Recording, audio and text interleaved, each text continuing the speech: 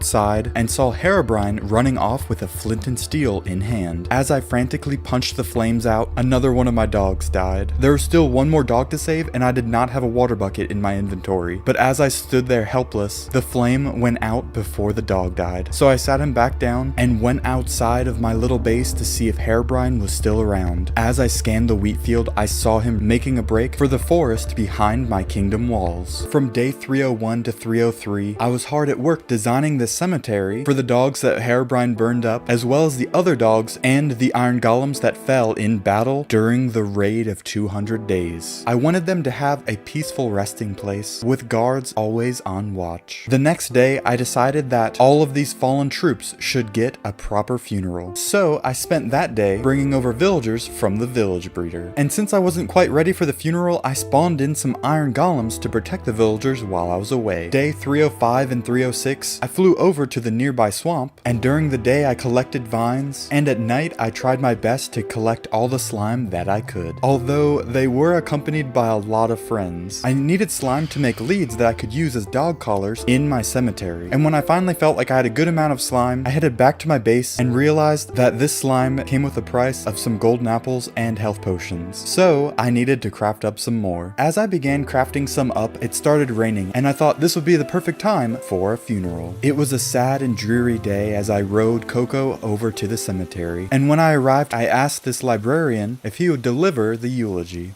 We are gathered here today to mourn the loss of those fallen in battle while protecting our great village. They will be deeply missed, but I still don't understand how the world will only end if Corinthius dies and none of us. Hey man, stick to the script.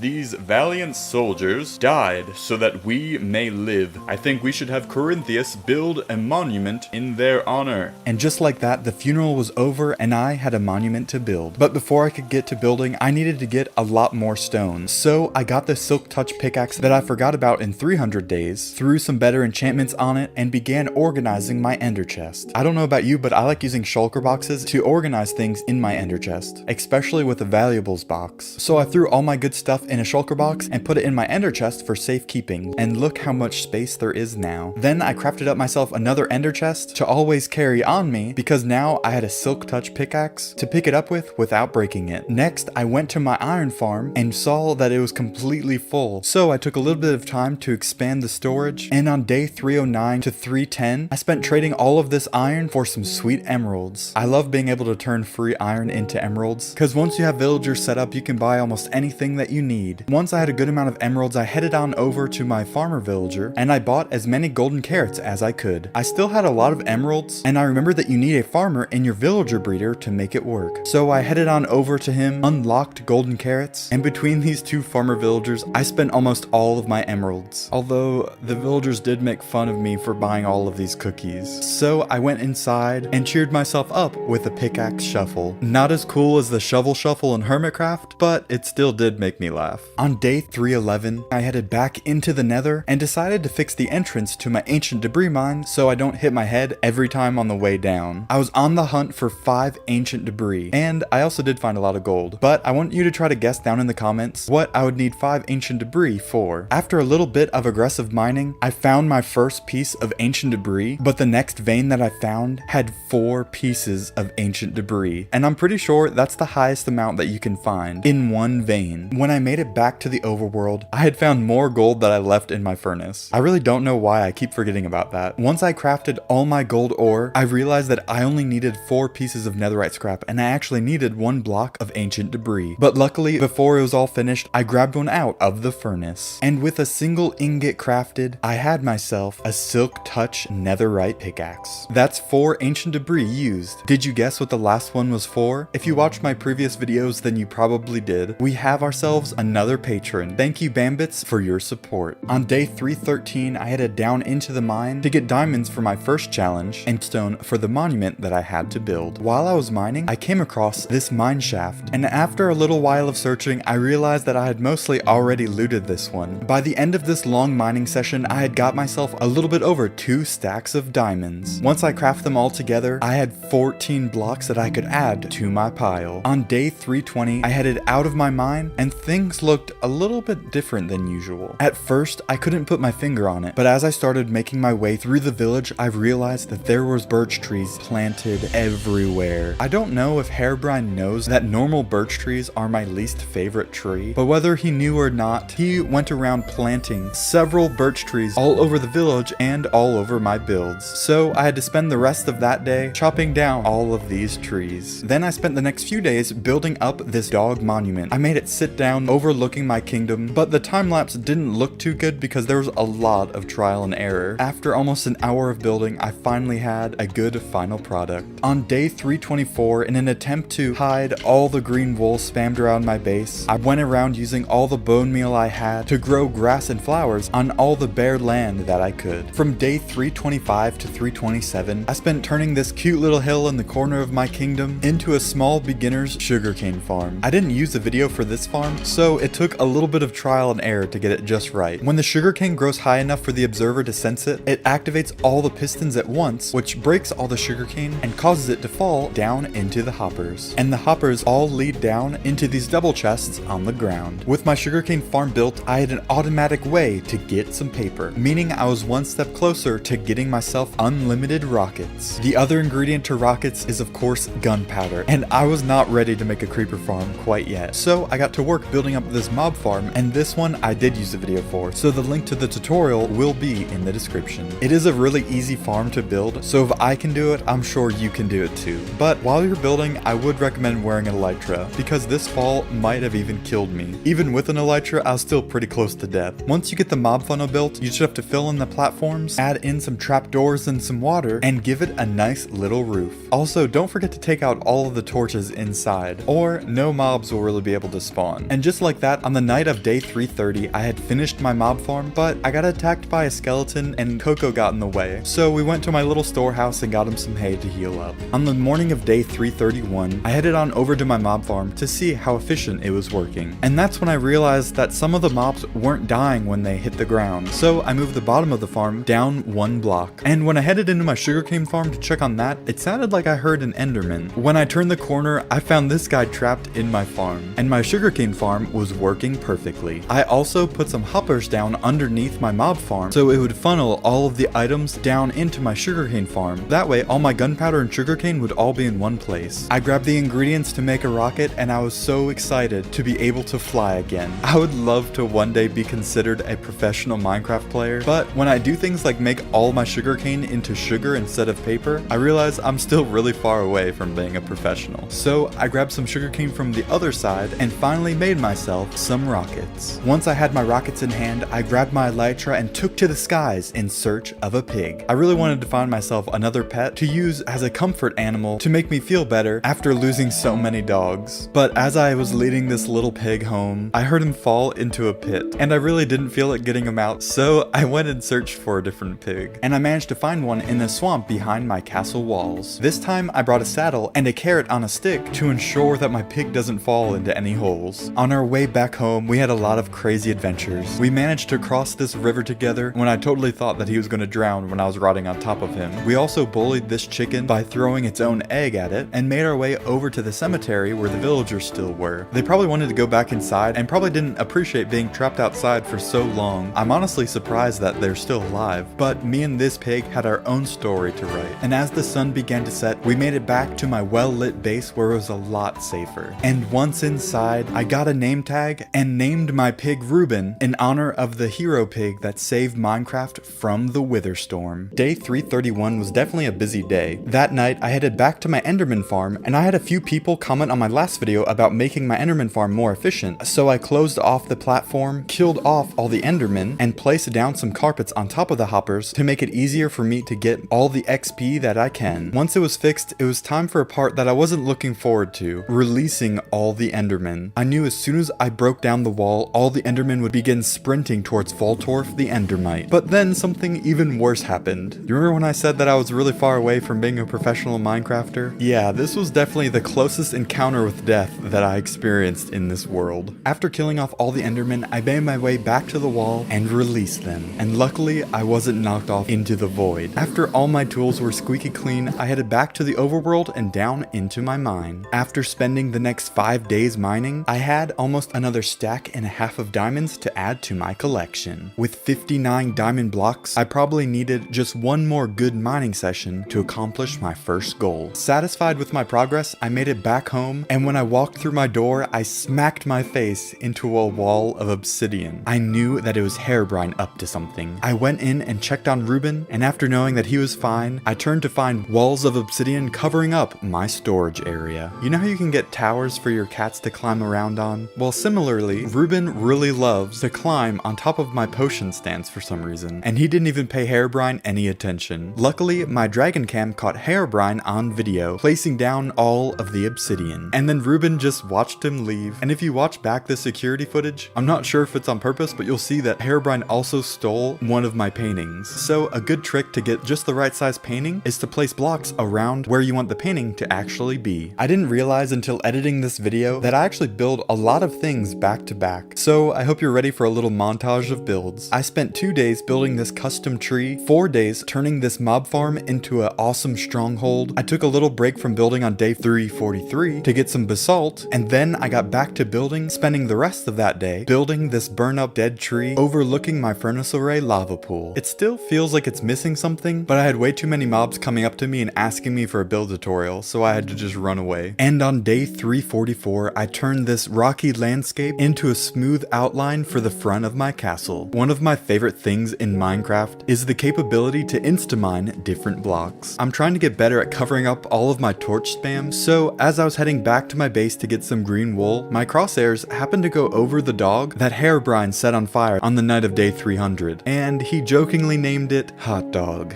Things got even weirder from there. I walked in to find a green sheep in my house named Alex with a question mark. As I continued to search around my base, I found a cow in my basement named Steve with a question mark. I guess those were the only humans that Herobrine really knew before Mojang removed him from the game. On day 348, I headed out to get some more green wool to cover up the torches around my castle foundation. And day 349, I also covered up a lot of the torches around the village. And that night, as I was heading back to my castle foundation to make sure it was well lit, I found that all of the villagers were turned into zombies. So I put them out of their misery before the sun came up. On day 350, it was back to building. I spent the entire day outlining the wall and preparing for a time lapse. Now I knew exactly where to place my blocks, and for this next step, all I would have to do is go up 7 blocks on each side. For big time lapses like this, I'll have to turn my render distance up. Apparently, my new kingdom is wider than 14 chunks. But at least now it's starting to look pretty defended, except for the big hole in the back of the wall. I thought this was a pretty cool fight scene. As I was getting some more stone bricks out of my shulker box for the next go around, I attracted a whole horde of zombies. And I thought I was really safe because I made the top of the staircase 2 blocks high so that way they couldn't get to me. What I didn't anticipate is a spider climbing up the side of the wall and knocking me off. But this part made me feel like a superhero. The first zombie chased me inside the wall, and a second later went flying out dead. Then 7 zombies chase me into the wall, and only I come out as the victor. I still needed to add the design to the top of the wall, but after spending so long building, I was ready for some exploration. I headed on over to my rocket crafting station, and this Enderman was still just chilling in my farm. I really hope he's not interfering with the efficiency of it. After crafting up about 3 stacks of rockets, I was ready to take to the skies. I have a lot more builds that I want to do in the future, so I figured I could really benefit from getting some scaffolding, and I knew the best place to find scaffolding would be a jungle. I never really flew far behind my castle, so I figured it would be a new direction to explore. Not too far away, I found a flower biome. I stopped to pick some flowers, and I came across a bee nest with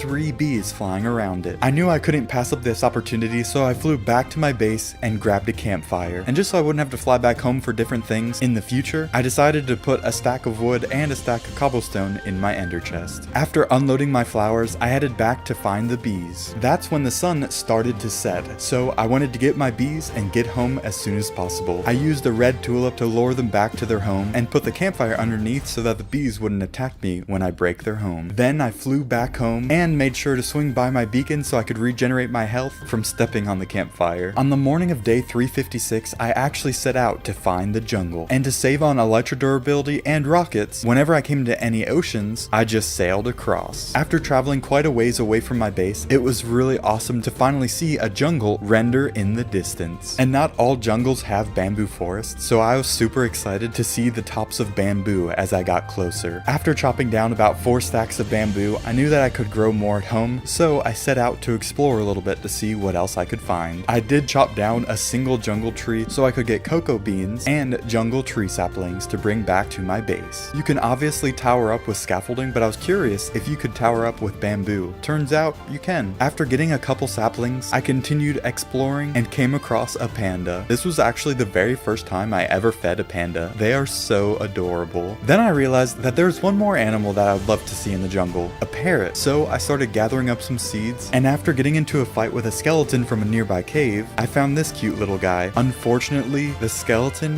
had a friend. I was devastated as I stood in the rubble holding what was left of my parrot friend. I was a little sad, but I figured I could just find another one. It seems like so many friendly mobs die because of me. Anyway, that night I got some iron from my ender chest and started collecting vines from the treetops where it was safe from mobs. The next morning I made a new little bird friend, and I noticed a smoke trail in the distance. Being in the middle of a jungle, I was a little worried about that, but upon closer inspection, it was actually a village. This village didn't really have a lot of good loot, so I went around just stealing all their pumpkins. What they did have though is a lot of kids, which they apparently keep in food troughs. On day 360, I returned home with my little bird friend and set him up at my kitchen table for now. Day 361, I was ready to complete my first goal with one last mining session. After repairing my silk touch pickaxe, I realized I forgot to take rockets with me, and I was too lazy to get them out of my ender chest, so for the first time in a while, I had to climb up this water stream. And after a few days of mining, I had a little over a stack of diamonds, and I knew that that would be more than enough. With over a stack of diamond blocks, I accomplished my first goal for this video, and I was on my way to getting a full diamond beacon. Once I made it back up to the surface, I spent the next 2 days crafting up a lot of health potions while organizing my chests. And now Ruben wasn't the only one that liked playing on my brewing stands. Once all the potions were crafted, I cleaned out one of my shulker boxes and filled it completely with health potions. And now Steve is starting to jump on stuff. Once I was able to make it past him, I put my box of potions in my ender chest. With my first goal complete, I needed to start to work towards my second one, raiding a woodland mansion. And to get there, I would need some more rockets. So I headed over to my rocket workshop. I grabbed some gunpowder, but the sugarcane was still yet to be harvested, so I headed back to my base and got some of the extra paper that I keep in my ender chest. I figured 2 stacks of rockets would have to be enough, and I headed on over to my villager trading hall to get another map from the cartographer. And I think some endermen have been in here as well. I don't know why, but I thought I would have enough emeralds to unlock the woodland mansion map. Unfortunately, I did not. So I had to spend a lot of time trading iron for emeralds. Once I locked out the empty maps, I started buying Ocean Explorer maps, which actually leveled them up a lot faster, until finally I had a map that would lead me to my next goal. On day 370, I soared out of my base in search for the woodland mansion. And after getting a little bit lost, no more than last time, I was excited to see the woodland mansion render in the distance. I circled around the building looking for the front entrance, and of course the woodland mansions are not lit up well, so I was greeted with a lot of mobs. As I turned one of the many corners in the mansion, I ran into a Vindicator, and as I defeated him, I noticed that there was flames coming from behind him. I haven't really explored a lot of mansions before, so I was curious what it was coming from. And as I got closer, I realized it was Herobrine with a flint and steel, setting a fire in a building made mostly out of wood and wool in the middle of the forest. I was absolutely terrified. I ran up and tried to put the flame out with my totem of undying, but since mobs kept attacking me, when I turned back around, the flames had begun to spread. I tried my best to run around and finish exploring the mansion before it burnt to the ground, but it was really hard to avoid the flames. I actually did pretty good against this guy and his swarm of Vexes, but I almost got killed by a creeper. The creeper did open up a hole to a floor that was a little less on fire, so I jumped down, but there was even more creepers down there, and I saw Herobrine run by, still lighting the place on fire. Of course, the one place that wasn't burnt down was the spider spawner room. Luckily, because of the cobblestone outline of the build, the fire didn't spread too much to the forest. And once the fire was mostly out, it was actually kind of easy to find all the chests, as well as this dragon egg looking thing, which actually had a diamond block inside. Once I got all the loot that I could find in the woodland mansion, I flew out and turned around to see what damage the fire did, and let's just say it was a lot. I was also a little worried because the fire was starting to spread to the forest, so I knew I had to fly away and have those chunks unload. It took me about a day to find my way back home, and day 375 I spent unloading everything and reorganizing some of my chests. On the morning of day 376, I threw on some golden boots and headed into the Nether. I made my way back to the Nether fortress. Remember when I got trapped in there? I then spent the next several days hunting down blazes for blaze rods to make potions, and wither skeletons to get some of their skulls. I did have a few close calls, and I spent a lot of my healing items, but eventually I had a good amount of blaze rods and 3 more wither skulls, which I could use to get that special star to build another beacon to place on top of all my diamonds. When I made it back to the overworld, I threw all my junk items onto my cactus. It kind of became my new way of getting rid of junk. I threw the rest of my stuff into a chest and got some more health items and went to get some sleep. Day 384, I traveled a little bit away from my base to find some horses to bring back and add them to a new build. I made this nice big horse cart with a good place to sit and a good place for storage. Now I could travel in style. On day 385, after fixing my elytra at the Enderman farm, I threw all the ender pearls into my cactus and set sail for warmer waters. I wanted to find a coral reef so I could use the coral for some builds. As I flew and sailed along, I scanned the ocean floor for any sunken treasure. I found a treasure map that led me to a nearby island, and after a little while of digging around for the treasure, I used F3 and G to find the center of the chunk, which led me straight to the chest. And luckily right by that island was the coral reef. After grabbing all that I could carry with an already pretty full inventory, I began sailing home, but after a little while, to save some time, I flew the rest of the way and returned home on the night of day 389. I spent the next 2 days gathering up leaves and getting some oak wood to use them to decorate my landscape. I got my first stack of diamond blocks for a beacon, raided a now burned down woodland mansion, so my last goal for this video was to bring a gift to Herobrine and hopefully become his friend. I spent day 392 gathering up different resources to gift to Herobrine, and I also wrote a little note on a piece of paper asking him for a truce. On day 393, after crafting up some rockets, I set out for Herobrine's base. When I arrived back to his base, it didn't seem like much had changed, but I was very concerned as I got closer and saw that the virus or whatever Herobrine had in his base was spreading. I did not want to stick around, and I also didn't want to get jump scared again, so I quickly set his gift down and flew away. Once I made it home, I was ready for bed. With less than a Minecraft week left, I spent day 395 and 96 fishing in some different places. I think on top of my iron farm tower was probably my favorite place, but I also tried fishing where the villagers normally go to fish, as well as fishing as close to my hook as possible. On day 397, I didn't know if I'd see Herobrine again in these last few days, so I was going to spend the rest of my time decorating the landscape around my base. I added some coral to my dead tree, and it was kind of sad watching the coral die, but it did make my tree look really cool. Then with the vines I got from the jungle, I crafted up some mossy cobblestone to build big rocks around my land. I placed down a lot of leaves to make bushes, and I also built some custom little trees. On day 400, I rode Coco around looking at all of my progress. My builds were all starting to really come together, and with the little bit of time that I had left, I decided to head over to my kingdom walls and add some custom trees in there. But as I came up the hill, I saw a new pile of something had formed right where my castle is supposed to go. And as I got closer, I realized it was Herobrine standing on all the resources that I just gave him. And on top, 4 pieces of soul sand in a T formation. I really should have put those wither skulls in my ender chest. But for now, I'm just happy that I survived 400 days in mega ultra hardcore Minecraft. Special thanks for Luke the Notable for starting the 100 days trend, my patrons for your continued support, and you for watching. And don't forget to follow me on all my social media and subscribe so you don't miss out on anything. Links in the description.